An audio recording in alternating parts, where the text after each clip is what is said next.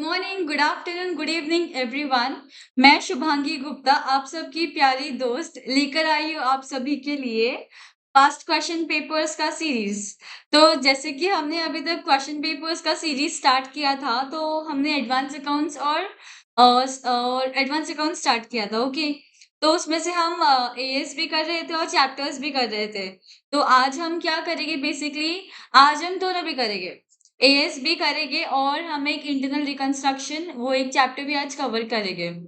तो हम उससे पहले कि हम मूव करें अपने क्वेश्चंस की तरफ, ये जो हमारा अक्षय ठक्कर क्लासेस है, जिनका मेन मोटिव है लेट्स लर्न टुगेदर।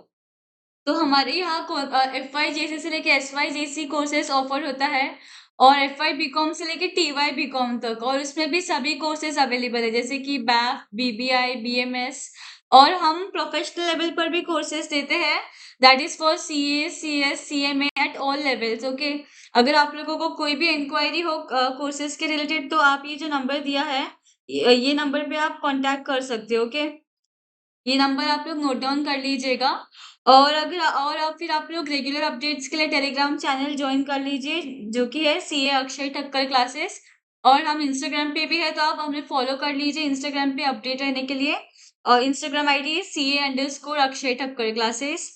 और यूट्यूब पे अभी आप देख ही रहे हो, तो guys please do like, share and subscribe, अपने फ्रेंड्स के साथ में शेयर कर दीजिए। एग्जाम्स बहुत पास आ रहे हैं, तो हमें ये सब रिविजन की काफी जरूरत है। ओके, अगर अगर आपने ये क्वेश्चन पेपर्स का पूरा सीरीज कर लिया, सो ये आप लोगों को एग्जाम में काफी हेल्पफुल होगा। ओके, सो विदाउट अभी अभी हम एक काम करते हैं कि हम डायरेक्टली अभी क्वेश्चंस पे आ जाते हैं। ओके,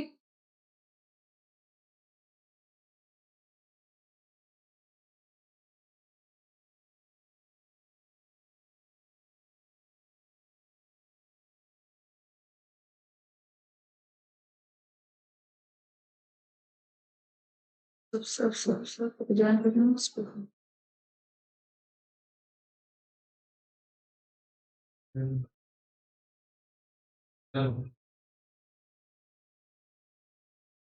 तो अभी हम आ जाते हैं AS18 पर, that is related party disclosures. अरे ये सर को कुछ काम धंधा नहीं है, आपके अक्षय सर को बार बार आके डिस्टर्ब करते हैं। इनको ऐसा लगता है कि हम क्या ही कर रहे हैं, टाइम पास ही कर रहे हैं। Hello sir, hello sir, sir अभी सर बच्चे पूछ रहे कि फाइनल्स के बच्चे पूछ रहे कि आपका लेक्चर्स कब आएगा। काफी टाइम हो गया, आपका लेक्चर्स नहीं आया। बस आ ही जाएगा, आ ही जाएगा। ओके, आप कंटिन्यू करो।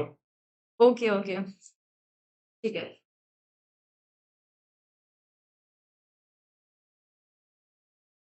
Kushi Limited entered into an agreement with Mr. Happy for running a business for a fixed amount payable to the latter every year.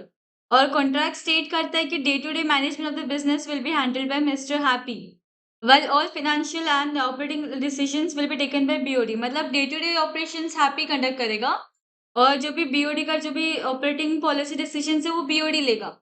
मतलब जो मेन डिसीजन है वो बीओडी ले रहा है, वो मिस्टर हैप्पी नहीं ले रहा है। ओके, तो mister happy does not own any voting power भी नहीं है उसके पास खुशी लिमिटेड में। तो यहाँ पर हमें रिलेटेड पार्टी है कि नहीं वो देखना है सबसे। अगर रिलेटेड पार्टी कब होगा, जब उसका एक्चुअली वो मेन डिसीजंस पे वो उसका लाइक वो पार्टिसिपेट करेगा।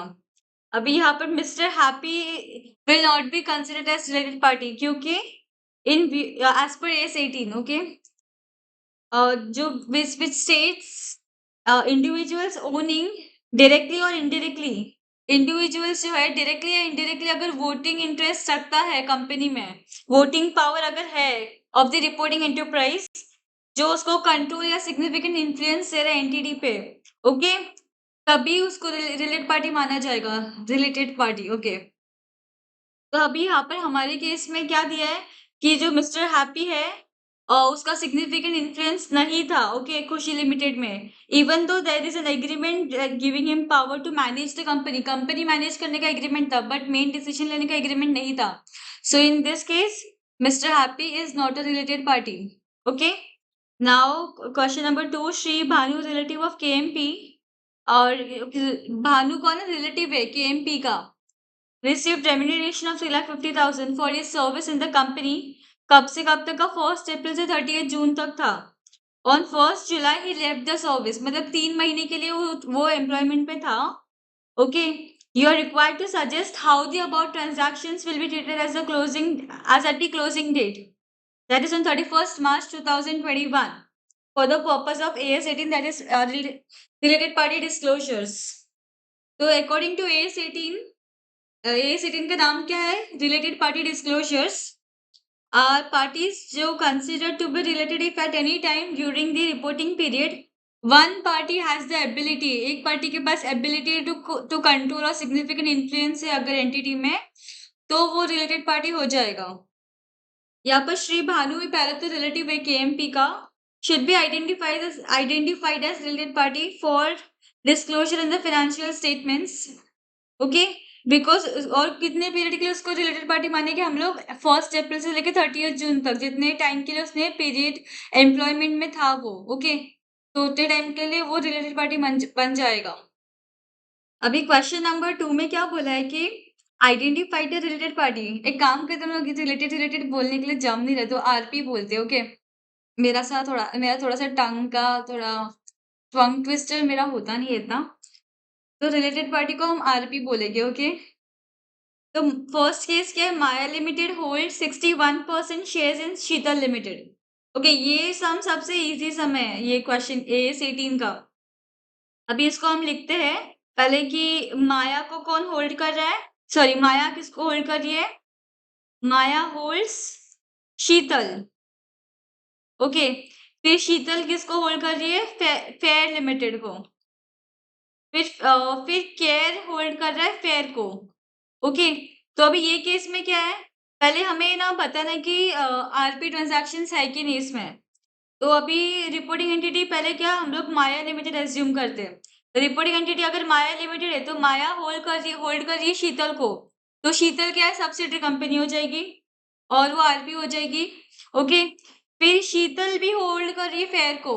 ओके, तो ये इनडायरेक्टली माया फेयर को होल्ड कर रहा है, लाइक शीतल के थ्रू फेयर को होल्ड कर रहा है, मतलब डायरेक्टली और इनडायरेक्टली था ना, तो यहाँ पर इनडायरेक्टली फेयर लिमिटेड को होल्ड कर रहा है, तो यहाँ पर फेयर लिमिटेड भी सब्सिडरी कंपनी हो जाएगा और ये RP हो जाएगा। ओके, नेक्स्ट रिपोर्टिंग एंटिटी किसको मानना है? शीतल लिमिटेड को। अभी शीतल लिमिटेड होल्ड कर रहा है फेयर को, तो फेयर अपना सब्सिडरी कंपनी हो जाएगा। ओके, और फिर शीतल लिमिटेड को कौन होल्ड कर रहा है? माया। माया उसकी होल्डिंग कंपनी हो जाएगी। ओके, नेक्स्ट रिपोर्टिंग एंटिटी कौन सा हो जाएगा? Care limited. केयर लिमिटेड को कौन? केयर लिमिटेड होल्ड कर रहा है 49% ऑफ फेयर लिमिटेड, मतलब ये 49% है, ये एज बस इन्वेस्ट किया है। ओके, तो ये हम लोग इसको इन्वेस्टमेंट पार्टी मानेंगे। केयर लिमिटेड क्या हो जाएगा? Investing party. ओके, इसमें हमारा रिपोर्टिंग एंटिटी फेयर लिमिटेड है। ओके, फेयर लिमिटेड है, उसमें फेयर को किसने किसने होल्ड किया था? पहले माया ने होल्ड किया, फिर शीतल ने होल्ड किया। तो माया भी होल्डिंग, शीतल भी होल्डिंग, और केयर इन्वेस्ट कर रहा है फेयर में। ओके, केयर कितना इन्वेस्ट कर रहा है? 49%। ओके, तो ये इन्वेस्टिंग पार्टी हो जाएगा। और लास्ट में क्या बोला है? Care limited. तो केयर लिमिटेड में क्या? केयर लिमिटेड में सिर्फ कौन होल्ड कर रहा है? केयर लिमिटेड होल्ड कर रहा है 49% ऑफ फेयर लिमिटेड। ओके, तो ये 51% से कम है, सो ये एसोसिएट पार्टी हो जाएगा। तो फेयर लिमिटेड क्या हो जाएगा? एसोसिएटेड पार्टी हो जाएगा, और ये RP ट्रांजैक्शंस हो जाएगा। ये मतलब कैसे था कि डायरेक्टली या इनडायरेक्टली अगर एक दूसरे को होल्ड कर रहा है तो वो RP ट्रांजैक्शंस हो जाएगा। नेक्स्ट क्या बोला है कि मिस्टर सुभाष कुमार एक MD है ऑफ A लिमिटेड, और कितना होल्ड कर रहा है? 72% ऑफ B लिमिटेड। ओके, तो सुभाष कुमार के KMP है पहली बात तो, और क्योंकि उसके पास अथॉरिटी है to planning, directing and controlling the activities of A limited, और वो सब्सटेंशियल इंटरेस्ट B लिमिटेड में भी होल्ड कर रहा है, मतलब वो A में भी होल्ड कर रहा है और B में भी होल्ड कर रहा है, तो वो दोनों में होल्ड कर रहा है, तो अभी उसका कॉमन होल्डर है, तो इसलिए A और B आपस में रिलेटेड पार्टी हो जाएगी। ओके, बस इतना ही था। Thus A and B will also be considered as related to each other. Okay, अभी क्वेश्चन नंबर 3 में क्या है? Following transactions are disclose as on 31st March. अभी पहला क्या केस दिया? Mister Sumit relative of managing director, ये KMP का रिलेटिव है सुमित। Receive remuneration of 2,10,000। ये अभी जस्ट ऊपर देखा हमने, ये एक अप्रैल से लेकर 30 जून तक उसने काम किया, इसलिए उसको पैसे मिले। तो जितने टाइम के लिए उसने काम किया है उतना पीरियड के लिए वो आरपी ट्रांजैक्शंस माना जाएगा। Got it? सेकंड में क्या है कि goods sold amounting 50 lakhs to associate company during first quarter में उसने गुड्स सेल किया। After that RP ceases to related party relationship ceases to exist. However goods were supplied to any other ordinary customer. तो अभी इसमें भी same, goods इतना 50 लाख का associate company को सेल किया है for first quarter. Okay, but उसके बाद वो जो रिलेशनशिप था वो सीज हो गया। बट ठीक है, उसके बाद सीज हुआ, बट जितने टाइम के लिए वो ट्रांजैक्शंस ऑकर हुआ वो पीरियड को हम आरपी ट्रांजैक्शंस में रिकॉर्ड करेंगे। बस इतना ही था। बस ये एएस 18 में बेसिकली क्या था, अगर कोई एक एंटिटी का इनडायरेक्टली या डायरेक्टली अगर कोई पार्टी में सिग्निफिकेंट इन्फ्लुएंस है तो that is considered as RP transactions. या तो यहाँ पर ही हमारा एएस 18 खत्म हो जाता है और अभी हम मूव करेंगे इंटरनल रिकंस्ट्रक्शन में। एएस 18 में और ऐसा कुछ खास था नहीं। मोस्टली एग्जाम में बहुत बार ये टाइप के क्वेश्चंस आप लोगों को पूछे जाते हैं। ये जो माया शीतल का किया ना फेयर केयर, ये क्वेश्चंस एग्जाम्स में काफी पूछे जाते हैं। Okay, yes. तो अभी हम करते हैं इंटरनल रिकंस्ट्रक्शन। ये चैप्टर भी बहुत इजी है, सिर्फ आपको जेवी पास करना होता है, फिर आपको बैलेंस शीट बनाना होता है। बहुत इजी चैप्टर है ये। अगर ये आप लोगों को क्वेश्चंस में आ गया, एग्जाम्स में आ गया ना, तो फिर मतलब मजे ही मजे फिर आप लोगों के। तो अभी हम मूव करते हैं क्वेश्चंस नंबर 1। एक्चुअली मैं ना अभी फुल स्क्रीन कर देती हूँ, मैं अभी थोड़ा हट जाती हूँ। या अभी आप लोगों को दिखाई देता होगा ना क्लियरली? ओके, सो मच जाना, लाइक ईयरफोन लगा के रखना और सुनते रहना। Okay, question number 1, summarised balance sheet दिया है ऑफ एसके लिमिटेड और लायबिलिटीज दिया है equity share capital, preference share capital, debenture, sundry debtors और प्रोविजन फॉर टैक्सेशन दिया है। और एसेट्स में PP, investments, current assets, profit and loss. अभी following scheme of internal reconstruction is approved and put into effect. पहले क्या हुआ है, हम ना एक काम करते हैं, हम क्वेश्चन पढ़ते हैं और साथ साथ में उसका जेवी भी पास करते हैं साथ साथ में, ताकि मतलब ऐसे ज्यादा टाइम वेस्ट ना हो अपना। पहले तो investments are brought to their market value. Okay, yes, investments को उसके मार्केट वैल्यू पे लेकर आए। तो अभी इन्वेस्टमेंट का मार्केट वैल्यू कितना है, यहाँ पर क्वेश्चन में कितना दिया है 3325, और उसका बुक वैल्यू कितना है 3500। मतलब उसका वैल्यू कम हुआ है, तो वहां पर हम लोग को 3500 माइनस 3325 कितना हो जाएगा। करिए करिए, आप लोग भी अपने कैलसी पे करिए, कैलसी चलाते रहिए, सिर्फ लेक्चर मत देखिए। 175, तो ये अपना कैपिटल रिडक्शन आ जाएगा 175।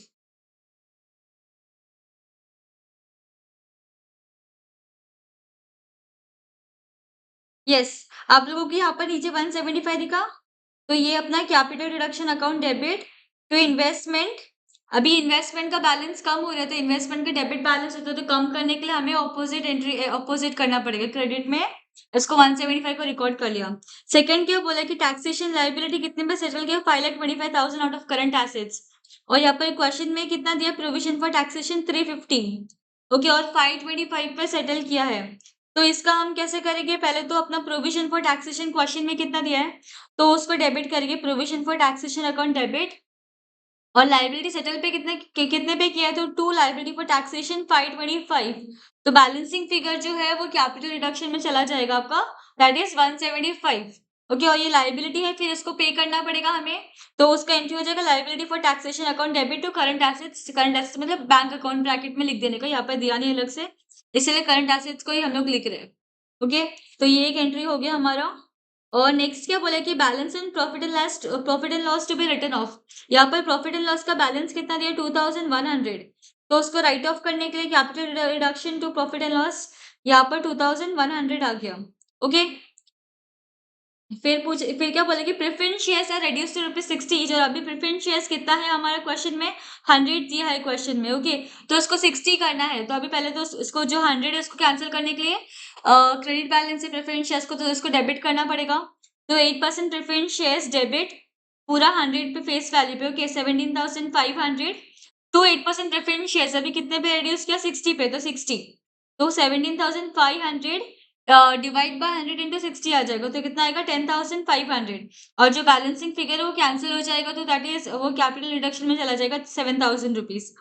फिर नेक्स्ट क्या बोला है, rate of interest on debenture is increase to 9%, okay पहले कितना था 6% था, अभी रेट इंक्रीज होकर 9% हो गया है, और डिबेंचर होल्डर ने सरेंडर किया their existing debenture of ₹100 each, 100 each का जो अभी डिबेंचर एग्जिस्टिंग होल्ड कर रहे वो सरेंडर किया उन्होंने, और एक्सचेंज किया उसको for fresh debenture of ₹80 each, और each old debenture is exchange for 1 new debenture, मतलब 100 का सरेंडर किया और कितने का लिया, 80 का लिया, ओके तो यहाँ पर जो डिबेंचर सरेंडर किया उसको डेबिट कर देंगे, क्योंकि डिबेंचर्स का क्रेडिट बैलेंस है तो उसको कैंसिल करने के लिए डेबिट करना पड़ेगा, तो 6% डिबेंचर्स डेबिट 14,000, और इसको अभी 80 पे लिया है, तो 14,000 डिवाइड बाय 100 इंटू 80, तो करेंगे तो 11,200 आ जाएगा, और बैलेंस अमाउंट कैपिटल रिडक्शन में चला जाएगा, ओके अभी फिर नेक्स्ट क्या बोला कि balance of current assets after settlement of liability are revalued at 15 lakh 1,57,50,000, okay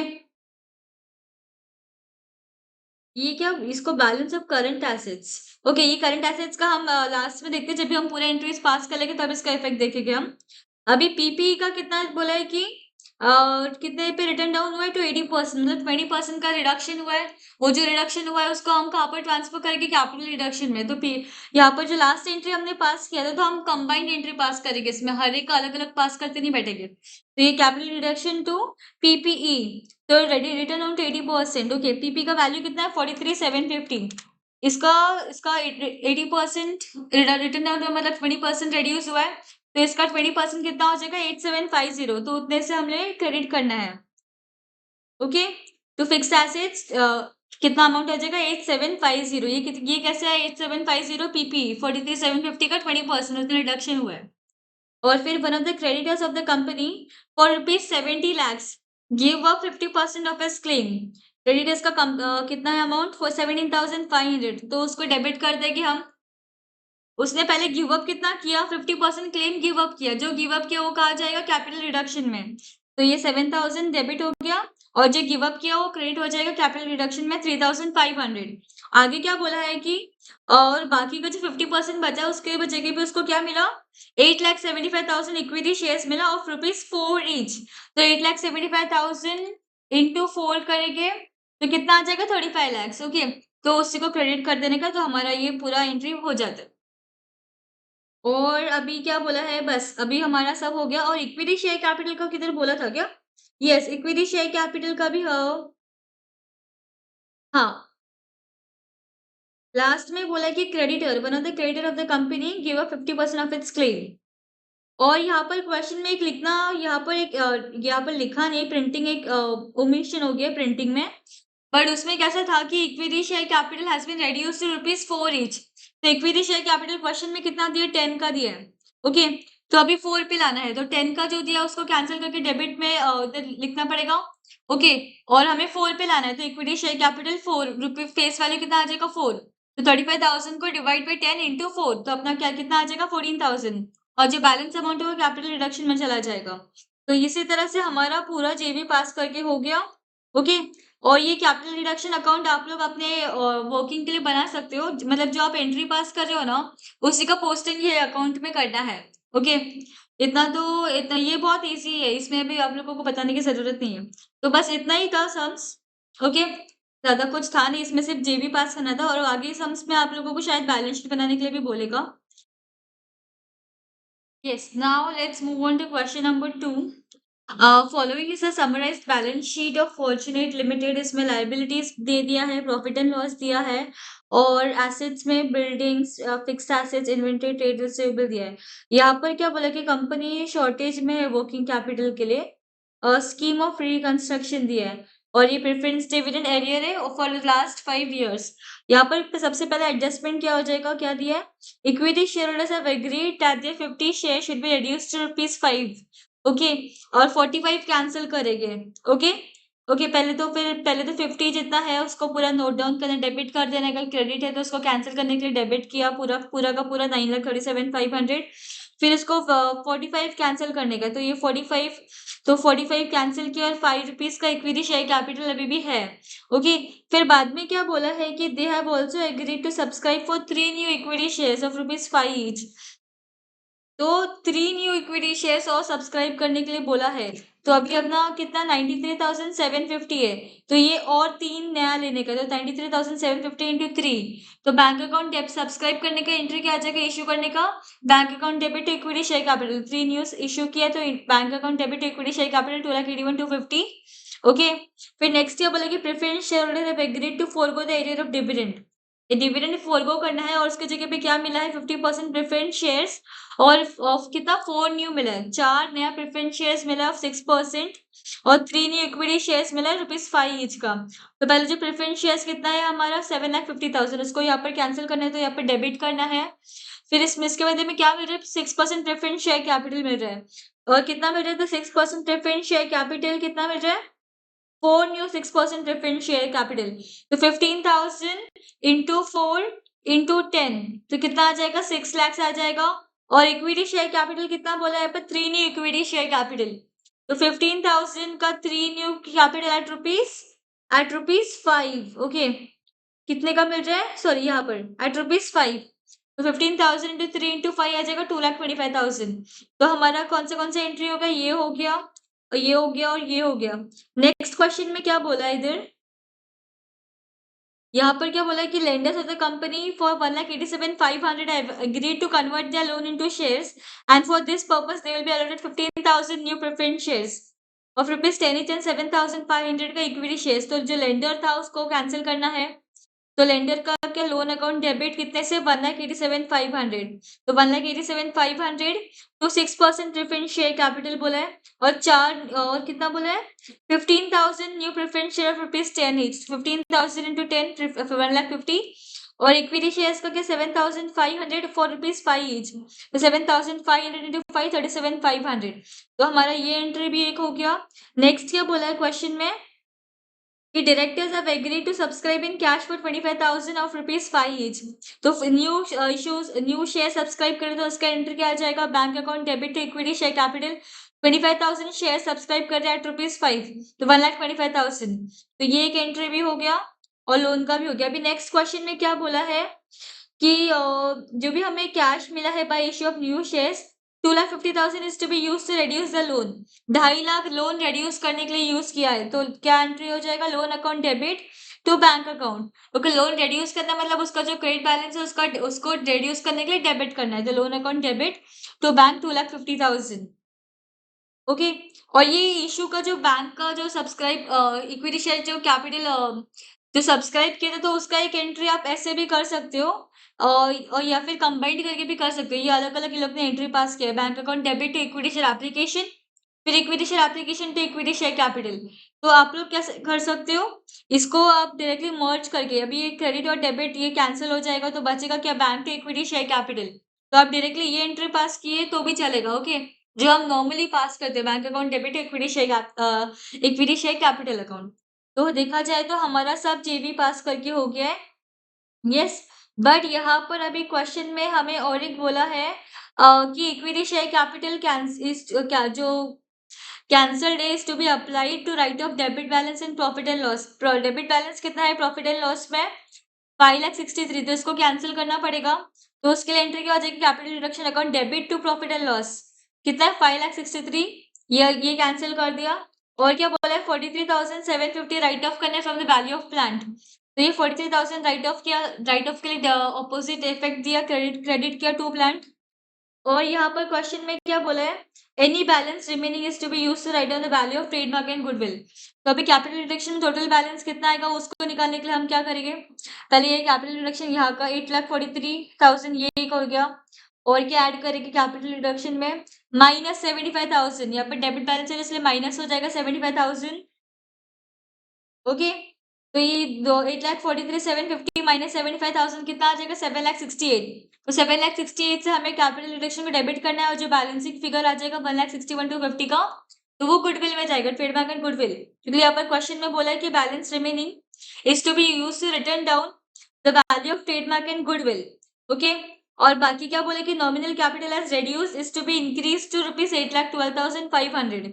जो नॉमिनल कैपिटल है ना वो 8,12,500 हो जाएगा प्रेफरेंस शेयर का, और इक्विटी शेयर का कितना हो जाएगा 9,37,500। तो वैसे तो हमने जर्नल एंट्री पास कर लिया, अभी डायरेक्टली हम आ जाते हैं बैलेंस शीट पर। बैलेंस शीट पे पहले इक्विटी शेयर कैपिटल अपना ऑथराइज्ड कितना था, पहले 7,50,000 था, बट अभी लास्ट में क्या बोला है कि प्रेफरेंस का 8,12,500 हो गया और इक्विटी का कितना है 9,37,000। तो यहाँ पर देखो ऑथराइज्ड में पहले ऑथराइज्ड देखते हैं हम 8,12,500, यहाँ पर जो क्वेश्चन में दिया है ये आ गया, और इक्विटी शेयर कैपिटल का 9,37,500। तो ये अपना ऑथराइज्ड इंक्रीज हो गया है, बट एक्चुअली इशू कितना हुआ है 1,52,500 रुपीज 5 ईच। ओके, तो यहाँ पर कितना दिया क्वेश्चन में 7,62,500 और 7,50,000। वो कैसे आएगा, अभी यहाँ पर क्वेश्चन में कितना दिया है आप लोगों को, इक्विटी शेयर कैपिटल 9,37,500, तो ये कैंसिल हो जाएगा। फिर क्या बैलेंस, डेबिट क्रेडिट बैलेंस बचाएगा। तो यहाँ पर ये एक सिंपल ट्रिक मैं आप लोगों को बता दूं कि यहाँ पर हमें बैलेंस शीट में जो बैलेंस लिखता है वो कैसे लिखता है।